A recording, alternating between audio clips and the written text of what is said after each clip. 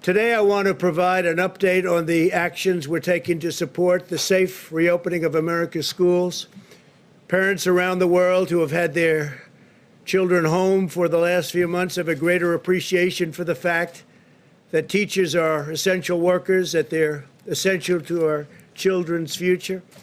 Our goal is to protect our teachers and students from the China virus while ensuring that families with high risk factors can continue to participate from home. Very important.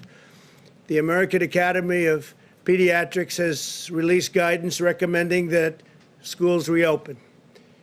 It said, quote, lengthy time away from school and associated interruption of supportive services often results in a social isolation, making it difficult for schools to identify and address important learning deficits, as well as child and adolescent physical and sexual abuse, substance abuse, depression, and suicidal ideation.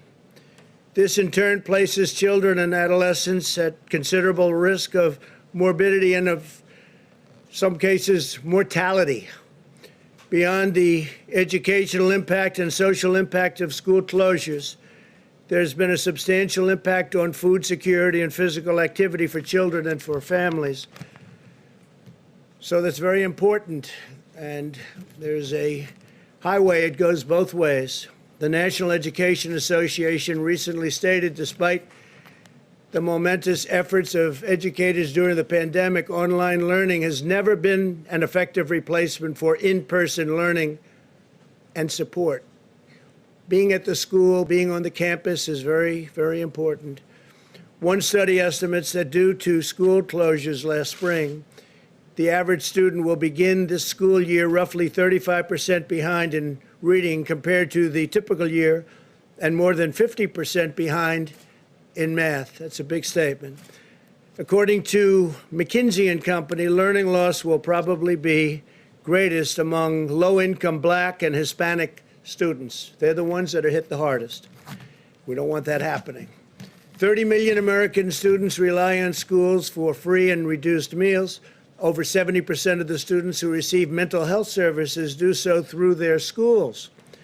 According to HHS, 1 in 5 reports allegedly having to do with child abuse. They have neglect, and these are neglect and neglected cases are submitted by education personnel. So people in the education world on the premises will be the ones that report neglect and other problems when they see the children. They know if they've been neglected, they know if they've been hurt or harmed in any way, whether it's at home or someplace else, but they see this at school. You don't get to see that if you're not going to school. It's a big thing. Fortunately, the data shows that children are lower risk from the China virus very substantially. When children do contact the virus, they often have only very mild symptoms or none at all. And medical complications are exceedingly rare. Those that do face complications often have underlying medical conditions. 99% of all China virus hospitalizations are adults, and 99.96% of all fatalities are adults. That means that children are a tiny percentage, less than 1%, and even a small percentage of 1%. In a typical year, the flu results in more deaths of those under 18 in the United States than have been lost thus far to the coronavirus. Many different names, many, many different names. The life of every child is sacred and must be protected. Our sole focus is the health and well-being of America's children. I have a very, very special person who loves children, who's I think one of the greatest athletes of all time.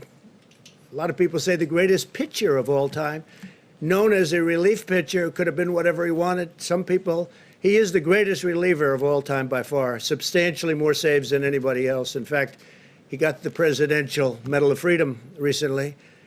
And I'm reading off these stats. I knew he was the best. I knew he was great, but I didn't know it was almost double anybody else. But he's a man who loves children, has children, loves children.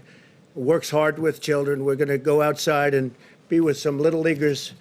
Mariano Rivera, you know, he's the Sandman, right? My wife said, darling, why do they call him the Sandman? I said, you know, they play the song. He just puts the batters to sleep. And that's exactly what happened. So having Mariano here is a great honor. Thank you very much. I was talking about children in schools. And there's nobody that's done more than you have. Thank you very much, Mariano. Fantastic man.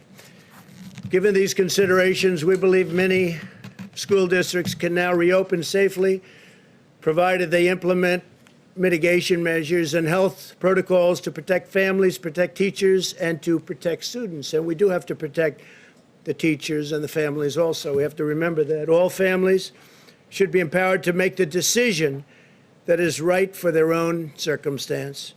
This is especially important if a child has underlying health conditions or lives with a parent or grandparent who's at higher risk. In cities or states that are current hotspots, and you'll see that in the map behind me, districts may need to delay reopening for a few weeks, and that's possible. That'll be up to governors. The decision should be made based on the data and the facts on the grounds in each community, but every district should be actively making preparations to open. Again, the children obviously have a very strong immune system, maybe even as strong as yours.